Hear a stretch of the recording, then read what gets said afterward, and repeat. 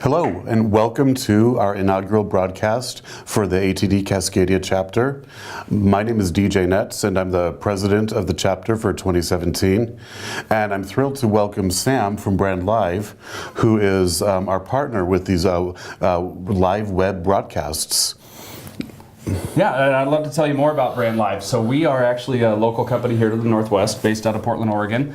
We have about 30 employees here in Northwest Portland and work with associations, brands, retailers, companies of all shapes and sizes to power what we believe is the next generation of live online training. So it's all live video, it's all interactive. You're going to be on here with DJ today getting the State of Industry report, and you're encouraged to ask questions and make comments.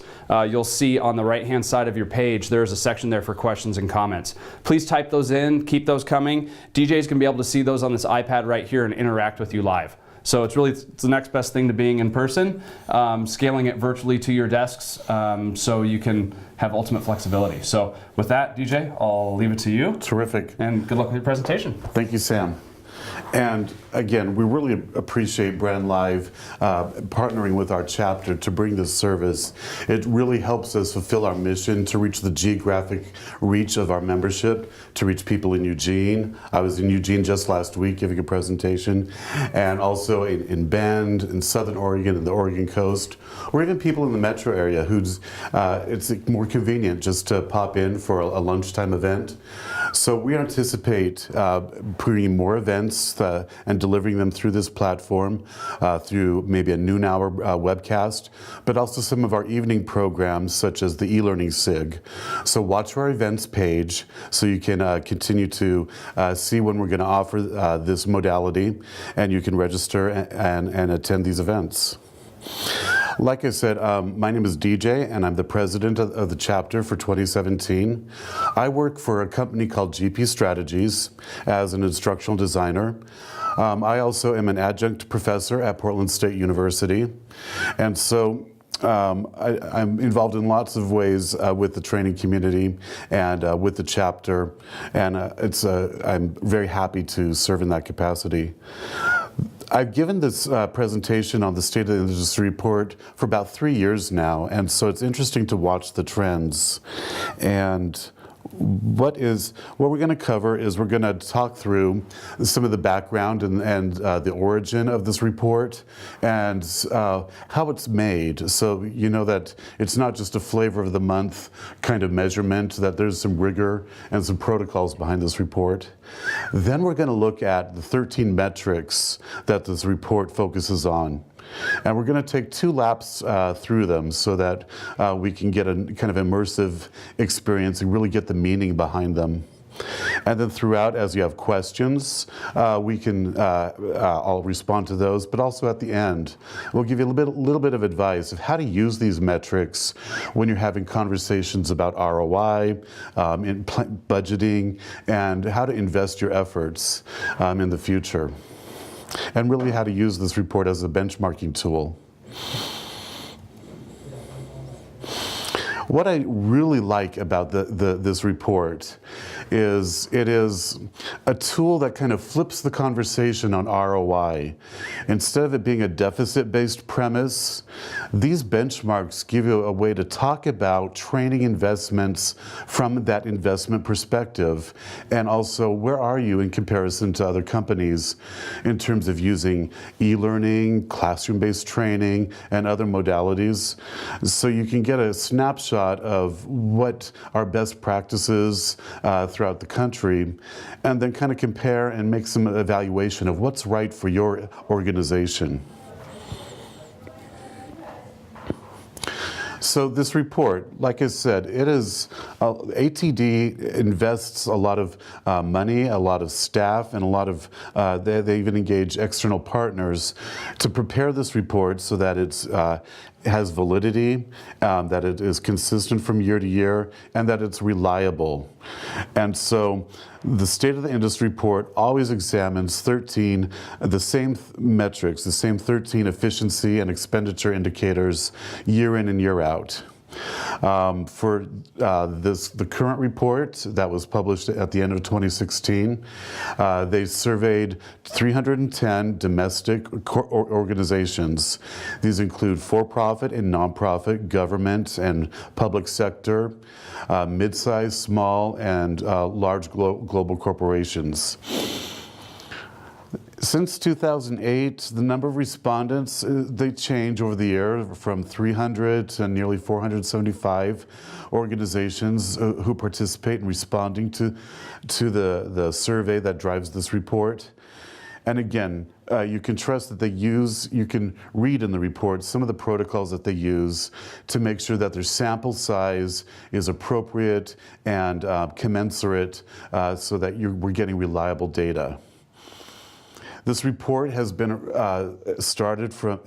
established in 2003, and so these same 13 metrics have been measured and evaluated year in and year out since 2003.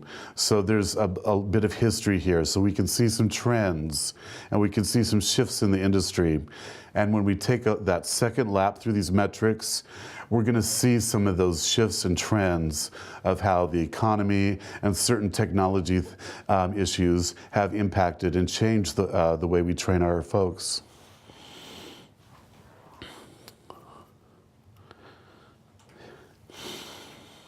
The other thing that I want to say about the State of the Industry report is to be able to get the full report, it's a free benefit if you're a member of National ATD. And so that's one of the perks of joining is you get access to all sorts of research reports and data. And this State of the Industry report is one of those free benefits that you get. And so there's a little bit of exclusivity to the report that is distributed to the members. So, like I said, we're going to take 2 passes through these metrics. And the first pass, I'm going to ask you to think about these metrics and these numbers in a very personal way. To think about your own experience as an employee, and also think about your experience within your organization. Where does your organization measure up to this kind of spending or to some of the percentages that we're going to talk about? And also maybe think about, are these numbers realistic based on maybe the fact that we're on the West Coast versus the East Coast, where there's a greater concentration of corporations that are headquartered there? There's some interesting differences. So is there anything unique about these metrics that you have to have with a critical mind based on the fact that we're in Portland, Oregon? That's an interesting part of the discussion as well.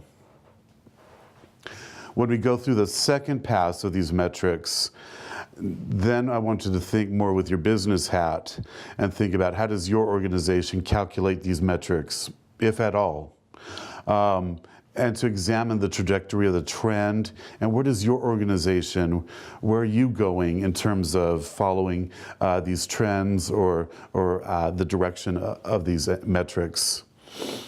We're also going to take a subset look and look at what's known as the best organizations or the best results.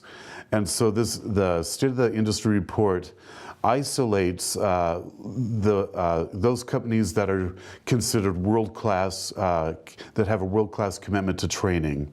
These would be companies like IBM or General Electric, who they invest in training, they care about training, and they're known to have a reputation of delivering world-class training to their folks. And so we'll see how their metrics are different from the consolidated metrics from the results of everybody combined together. So I'm pausing for questions. Again, I have a tool here so I can see questions that are typed in, and I'm watching that as I go along. So I'm going to dive into the first metric, and again, think about it in a very personal way. Our first metric is the average direct expenditure per employee. So last year in 2016, did you get $1,252 worth of training? Did your organization spend that much to either send you to training or to pay for tuition or to otherwise invest in your professional development. What about your coworkers or other people who work in your organization? Did they, on average, benefit from $1,200 worth of training last year? And again, is that enough? Is that too little? Is this healthy? These are just some of the things to think about as we review these metrics. In 2016, employees received an average of 33 and a half hours of training. Again, last year, did you get 33 and a half hours of training? Or was it closer to 10 hours of training? What about the rest of the people who work in your organization? How much training did they get? Did they get anywhere near 33 and a half hours of training? Did they get more? These next three metrics talk about an investment of the whole budget. What percentage of that budget was devoted to training? And so there's some different perspectives. So here, 4.3% direct expenditure as a percentage of payroll. So all those training dollars as a percentage of payroll. There are some organizations, I happen to work for one, who kind of lump that investment, that total compensation, into that category that includes training, and training is regarded as a benefit or a perk. And so if that's if your organization is like that, maybe this is a metric to follow from year to year. Some organizations prefer to look at their investment in training as an expenditure, as a percentage of revenue. And so top management is simply looking at just revenue coming in and how much can we devote to training, how much do we have to devote to overhead, how much can we devote to future equipment investments. And so 1.4% was the direct expenditure as a percentage of revenue in 2016.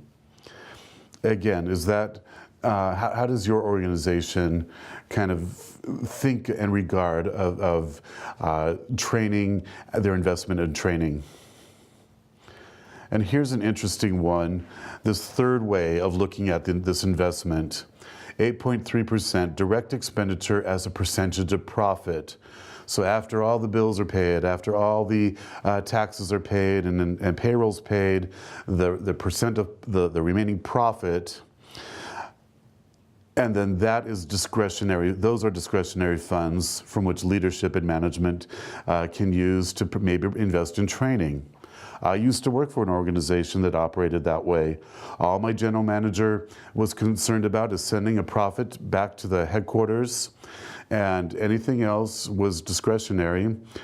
So long as he met that profit threshold, he could invest in new equipment or training or a college class or other things that people might need if a certain threshold of profit was fulfilled. So again, depending on how your finance teams and how your organizations look at training, it's important to understand how they consider that investment and what portion of the pie that they're looking at, so that we're talking apples to apples. And so I see a question here. I'm an external consultant. I'm interested in hearing how these metrics fit with the experience of those working internally. That's interesting. They don't fit in terms of being an independent consultant and having your own small business. So maybe I'll have to look into that, Alyssa. Alyssa Bloom was asking about being an external consultant. And so let me follow up on that. So one of the wonderful things about this format here is if I don't know the answer, I can go think about it and go find something. And if you return to this page that you're watching this from, there's space at the bottom for me to respond to the questions after the event. So thank you. That's something that we'll follow up on. Let's look at our next metric. And this is a fun one to watch. from year to year, and actually it really hasn't changed, and we'll see that later on. But basically, how do organizations, how do they spend their money on training and the development of training and the creation of training and the delivery of training? So 61.65% of organizations are spending 61.65% of their money on internal resources, on staff, on training rooms, training supplies, etc. Almost 11% of those training expenses are tuition reimbursements. So some organizations prefer to, maybe they partner with a community college, or they want some sort of certification or some sort of credential, and so it makes sense to invest in some sort of tuition reimbursement, tuition program to send their employees out for that kind of experience. And then 28% of training expenses are devoted to external costs. And so maybe Alyssa, this might relate to your question of in 2016, organizations, 28% of their training expenditures were spent on outsourcing or external vendors or external consultants. And again, that brings about some critical thinking questions. What is healthy for your organization? Does your organization choose to keep everything in-house? Or are they reaching out and trying to get external help when appropriate? Are they doing it frequently enough? So good. Let me move on. And so we have another question that is typed in. I'm interested in feedback about these metrics from other participants here today. And that's good. So again, as you're working with this page and working, submitting questions and feedback, we'll be able to incorporate that and serve that back to you through this format. So this next metric, think about your student-to-teacher ratio that you might be working with your kids and your children's schools. So for every trainer or every training staff member, every person on the training staff, in 2016, for every staff member, there were 260 learners on average. Again, is that healthy? Is that a good size? Is that too many? What's your experience? If you're a trainer in an organization, how many learners do you have under your umbrella? Some of you, the answer is going to be closer to 500 or 600. So are you stretched too thin?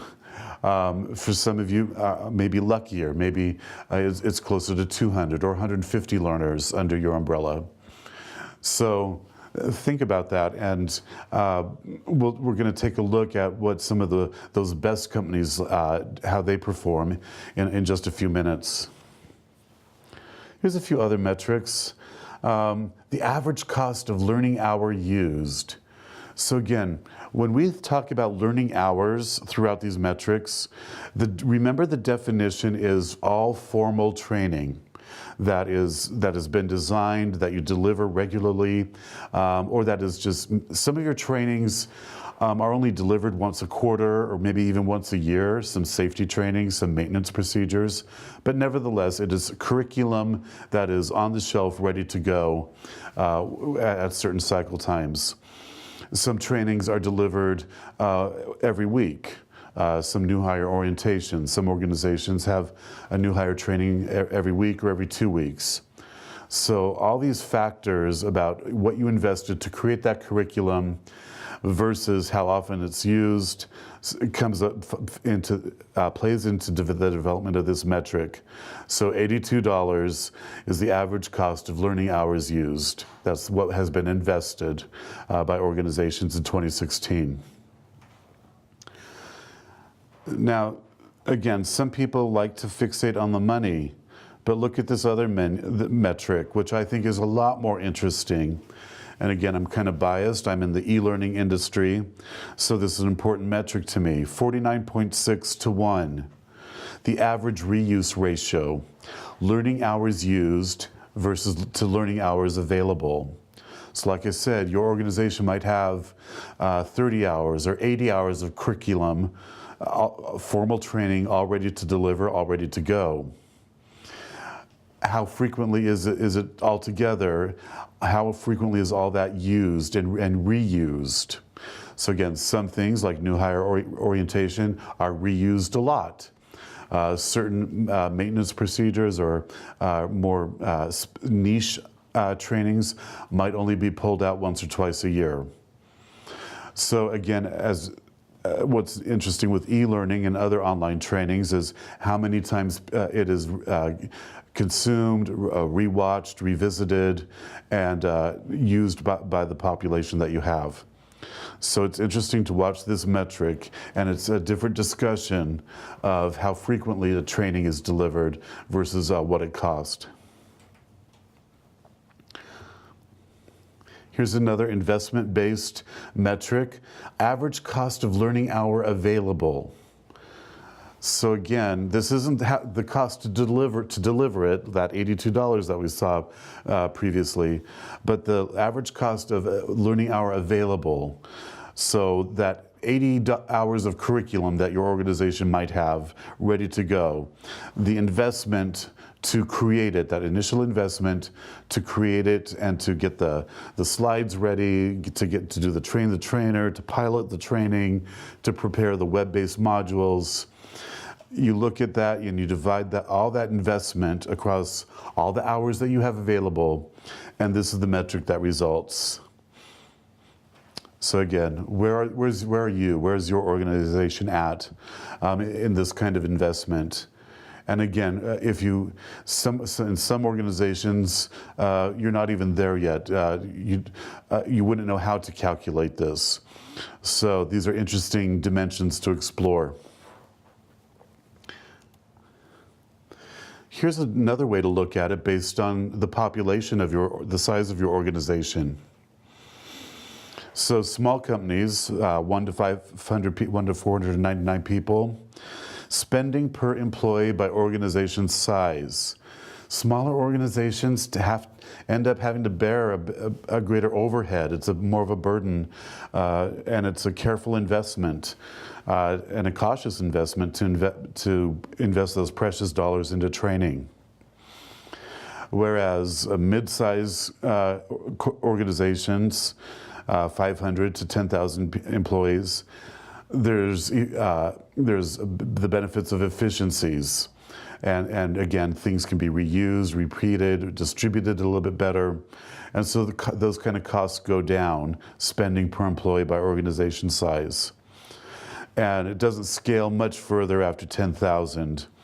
So again, the message is not that these people in mid-size and large companies are getting less of a training experience. It's just that they have the infrastructure to broadcast and deliver their training in a more economical way than a small company. Good. And coming down.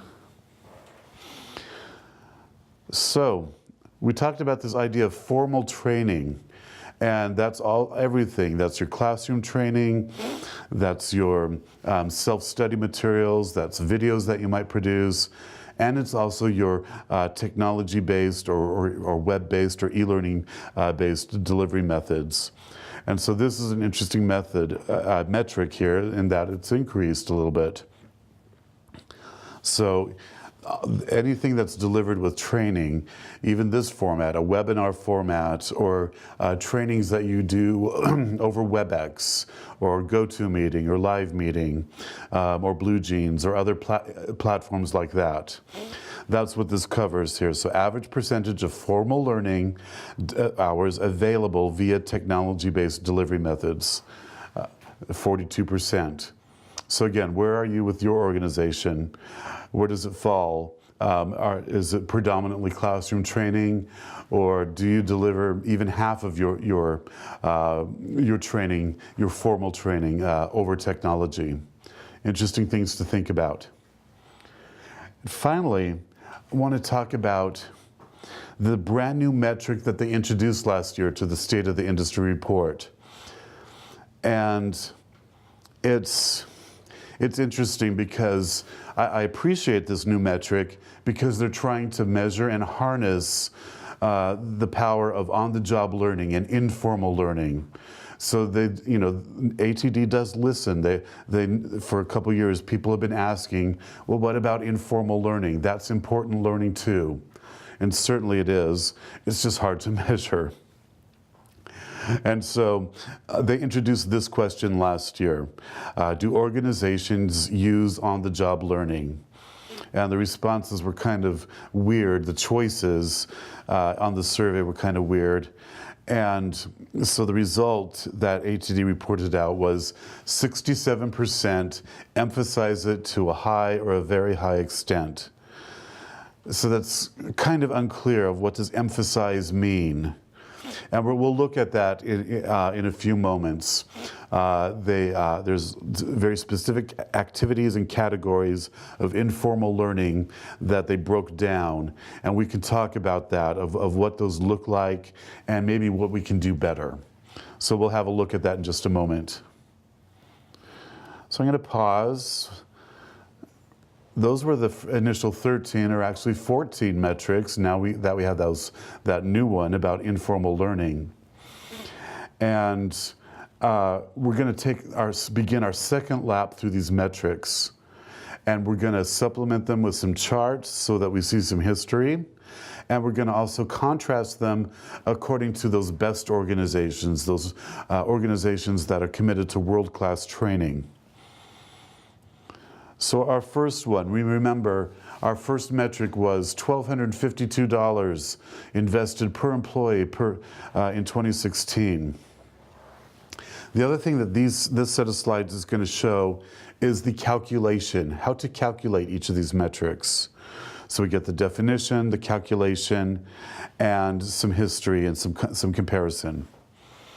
So we saw, again, the consolidated results, $1,252. Our best award winners, a little bit less, $1,176. And again, that's kind of a contrast. In 2006, the organizations were spending $1,500 per employee, nearly. So let's look at, we have a chart here, and hopefully, I want feedback on this in terms of readability and fidelity on this chart. But hopefully, you can see we've got this plotted from 2008 through 2015. So we can see some trends. And we all know in 2007, 2008, there was some interesting economical issues at play where training was cut back significantly. And so if we follow the purple line of the consolidated results, it's interesting to see that it's taken 7 and 8 years to gradually climb back to from an average of a low of $1,068 to get us back to $1,252. And you can see the best organizations, they've jumped around. And again, if you read the report, it's more of an issue of infrastructure. It's not that they're getting so much of a superior training experience, some of them are, but it's also a matter of size and infrastructure. They've invested in the LMSs, they've invested in the delivery modes so that the costs kind of stabilize, and they're also investing in new trends as well. It's kind of the backstory of why we see the jumping around for those best organizations. Good. Learning hours used per employee. So again, there's the calculation there of how to count up all of your formal training and divide it by the number of full-time employees. And again, it's intentional by full-time employees. It doesn't include your part-timers. It doesn't include contractors to whom you might extend or invite to your training events. It is your full-time permanent employees. So again, for 2016, the result was 33.5 hours. And for the best award winners, they invest they averaged out about 42.7 or almost 43 hours of formal training per year in 2016. Interesting way to think about it. Let's look at our question from Dan Vetter. Oh dear, how do I crumb? There it is. I wonder how it is, cancel, that best companies could be spending less per employee. And Dan, that's part of it in the report. They do talk about, they realize some economies of scale, as I was mentioning with the LMS investments and the infrastructure. They're able to reach more people through technology and other infrastructure. So good. And I could probably dig out a little bit more detail after this webcast to give a fuller response to that question. So let's look at some history. Learning hours used per employee. Again, we have a chart here from 2008 to 2015. That purple line at the bottom of consolidated employees kind of been holding steady.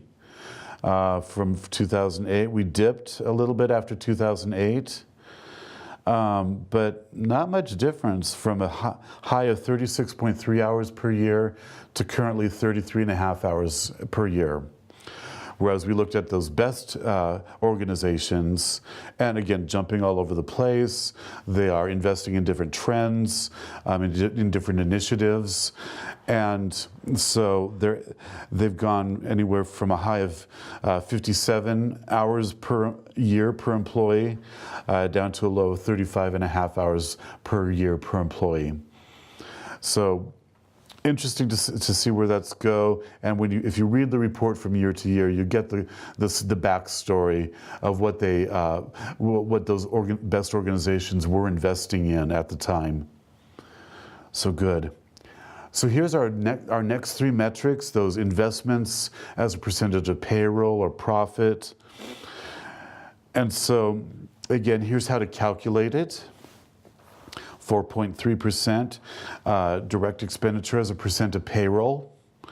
Best award winners, that amount turned out to be 3.2% as a percentage of payroll.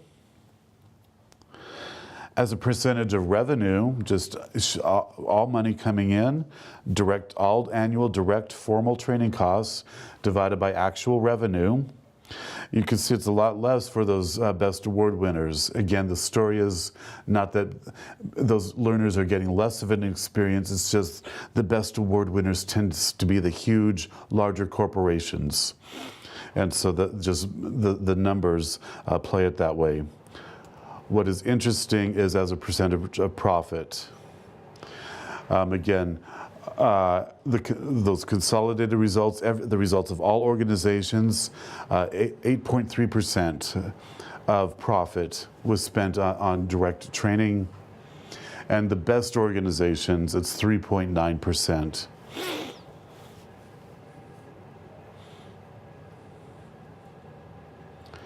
So tuition reimbursement, again, kind of a very specific kind of training for specific needs. And we kind of have parity here between our best award winners and our consolidated respondents, all floating around 10.5%, 11% investment in tuition reimbursement as part of the total training budget. If we look at this by size, again, we're still really close, a matter of 2 to 3 percentage points. So small organizations with less than 500, they tend to invest 11.3% of their training budget on tuition reimbursement. And then mid-size organizations are investing 10.74%, and the huge corporations 9.92%.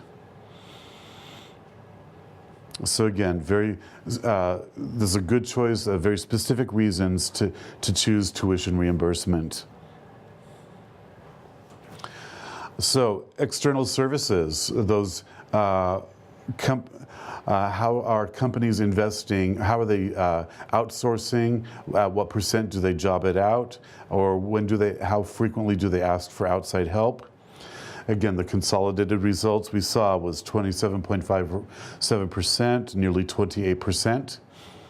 And the best award winners, closer to 26%. Of them jobbing things out versus 74% that they choose to do things in-house or with tuition reimbursement.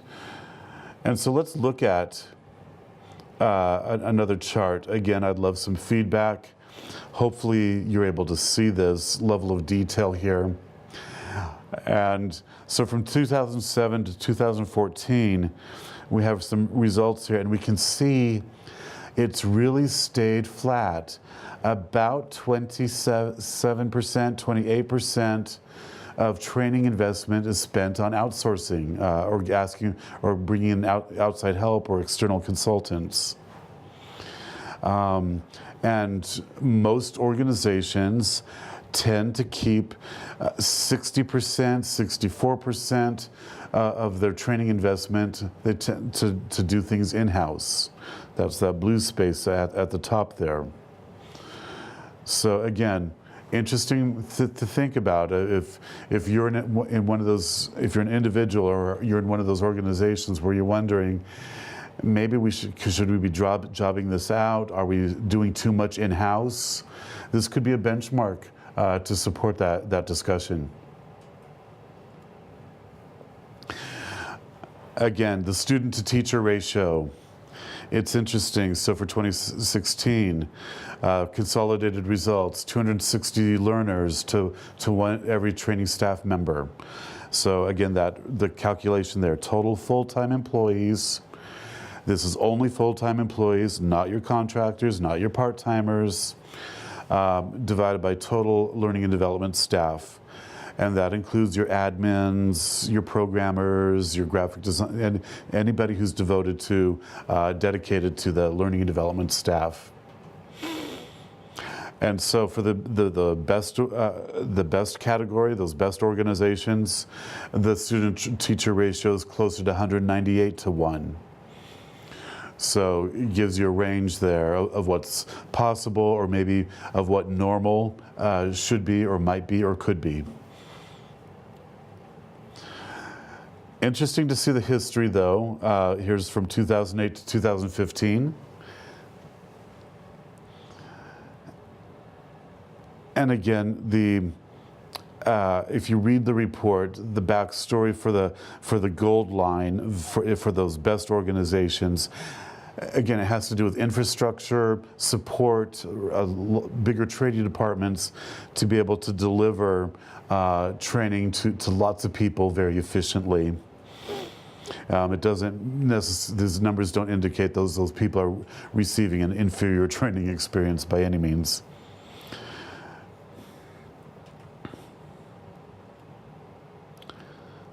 So here's some interesting other metrics, and it's important to consider, again, these calculations. So cost per learning hour used is calculated by getting all the cost of all formal learning hours and divided by the total number of learning hours consumed.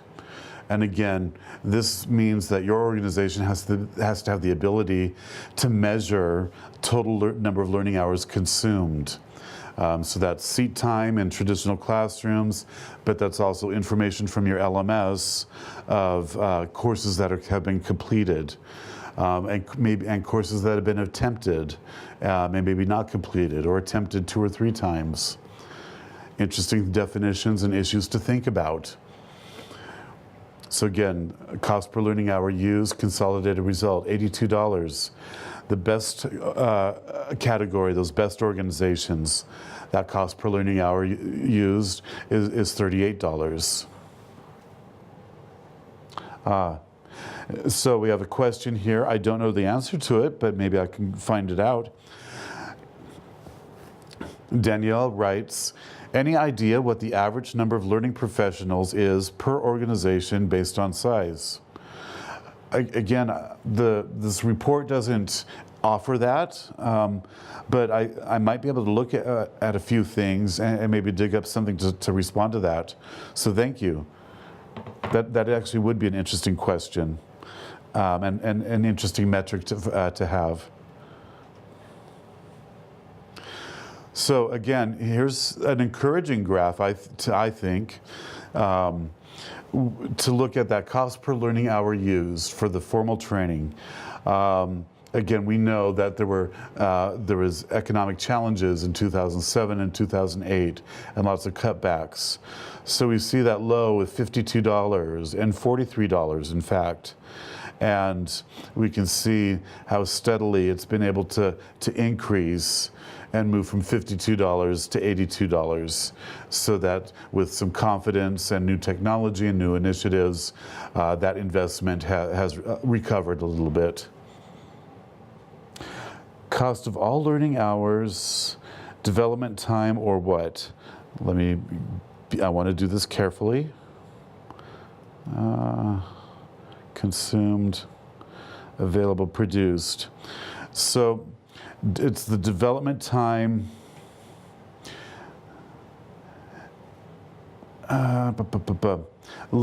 Instead of me tripping over that definition, there is a proper formal definition for that, Danielle.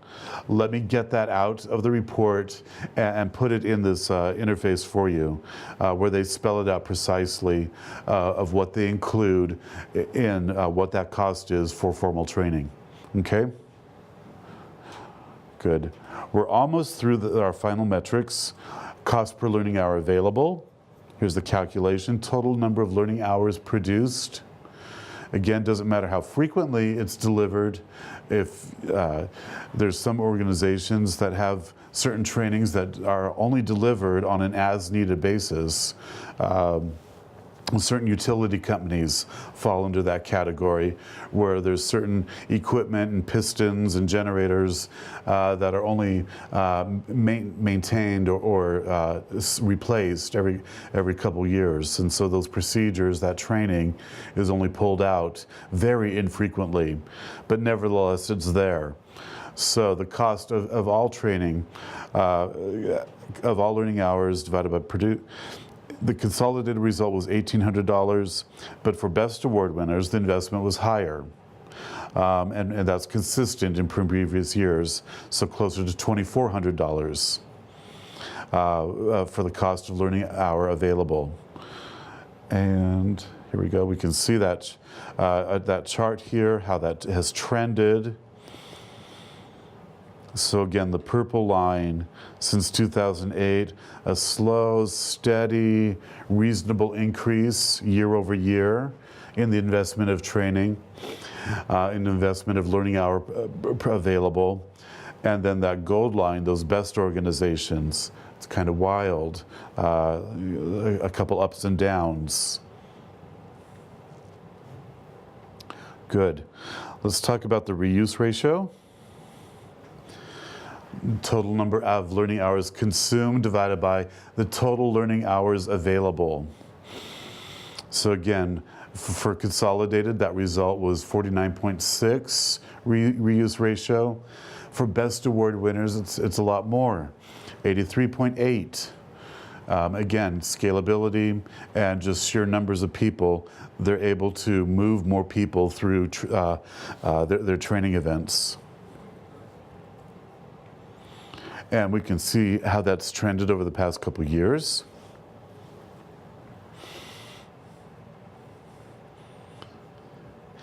And let's move on. Let's talk about delivery methods, because this is what's different for 2016. The slices of the pie doesn't look that dramatically different. But this is the biggest finding of the 2016 State of the Industry Report. So there's a couple of messages here. That first half of the pie, that purple piece, 50.63%, that's traditional instructor-led classroom training. So of all formal training that was delivered in 2016 by all organizations, half of it was delivered in instructor-led traditional classroom settings. What is interesting is the next slice of the pie, that lighter shade of purple, 9.75% down at the bottom there. That instructor-led online, that is the finding, that is the big increase of these virtual instructor-led sessions, those sessions that are delivered in platforms like this, or WebEx, or Skype for Business, Blue Jeans, GoToMeetings, all these new emerging online platforms. That was a big leap from previous years. And what that kind of says is we need to make it our business to get good at these web-based delivery methods. We need to be able to talk to our stakeholders and let them know these experiences need to be designed. They cannot be death by PowerPoints. They need to be interactive, and they need to be more engaging for our participants, and that they're a viable and sustainable way of delivering training. So that's an important thing to take away, to talk about, and to circulate with your leadership and your stakeholders. And so we see these other slices of the pie talk about all other ways, technology-enabled and other ways to deliver training. We see mobile technology. It clocks in at 2.93% of all formal training was delivered through mobile technology. That's kind of an increase from 2 years ago when it was at 1.47%. Again, mobile technology it's slow to adopt. And part of that is probably because the devices aren't quite ready yet, but the tablets are improving that metric, and advances in tools that allow for responsive design are helping with that as well. What's also interesting is that 4.01% and that 1.75%, there's other ways to deliver training that aren't with a facilitator. So the other thing that the takeaway that ATD wants to talk about and they're excited about is you put those two purple slices of the pie together, that 50% and that 9.75%. So 60% of all training is still reliant upon a facilitator or an instructor. And so the leading headline that ATD has for the State of the Industry report is that the instructor is not going anywhere. And hopefully the instructor will upskill and be able to include web-based delivery in their toolkit.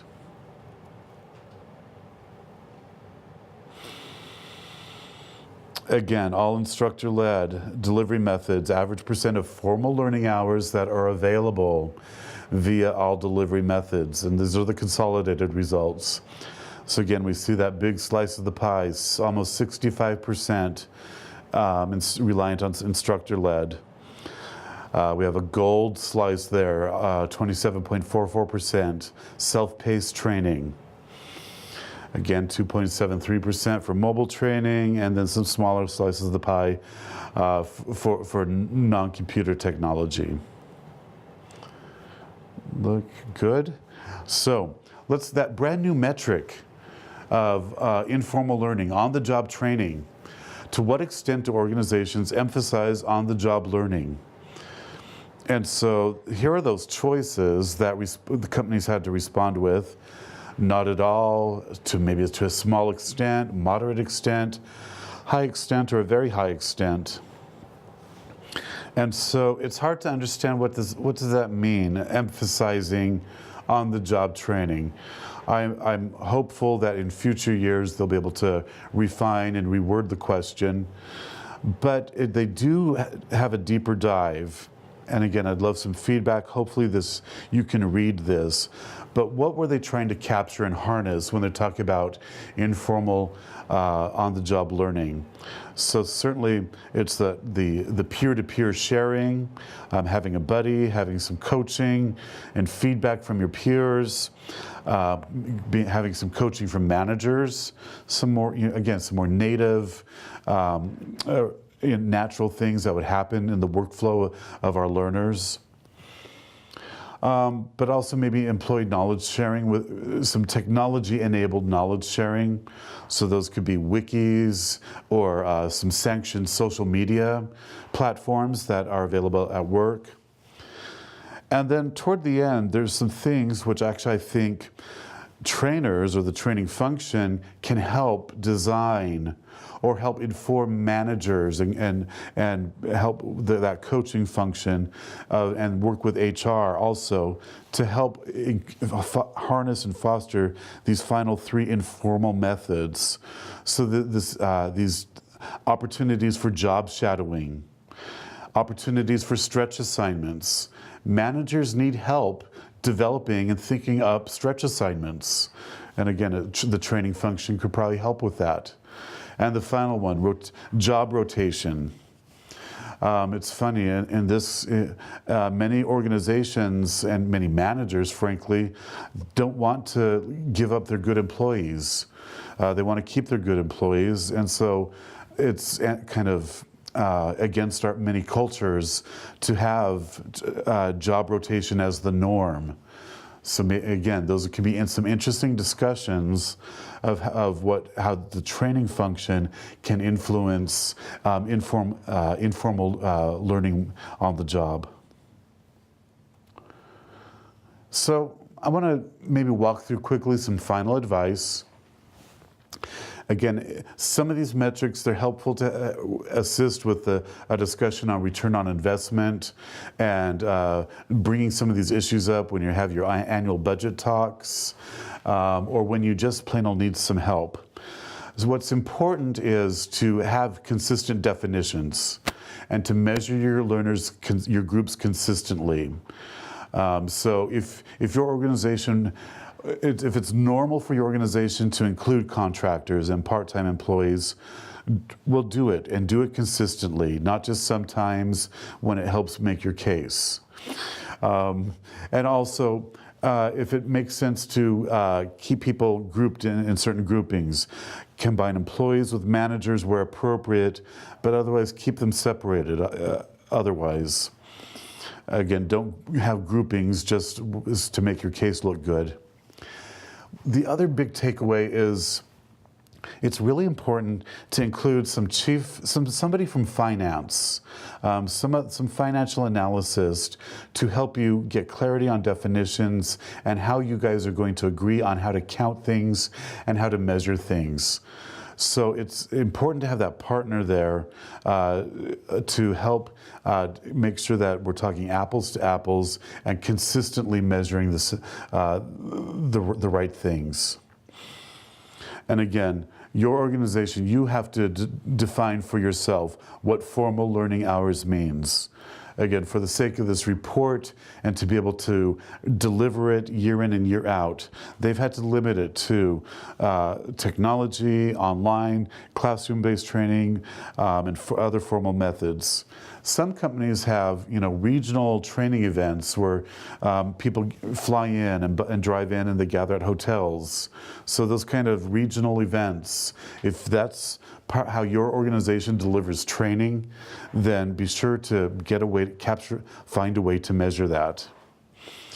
And again, examine your training costs in context. It may not be reasonable to compare yourself to General Electric or IBM, but think about what's healthy for your organization, what is appropriate for your capabilities. And the other thing that I'd like to reinforce is we've been talking a lot about metrics, but it's important to solicit attitudes and anecdotes from your learners and from your audience. So sometimes you have to remind people that anecdotes are data too, and they can help you tell the story about the effectiveness of your program. So good. Now normally I have a question and listening session, but I do want to invite you to continue to type in some questions. And as promised, we are going to follow up and we're going to post answers to this page, and you'll be able to return to this page to find those answers. And that's one of the benefits of having this Brand Live partnership. Again, if you have questions about this webinar format, or if there's topics you want to see us deliver in the future, please let us know.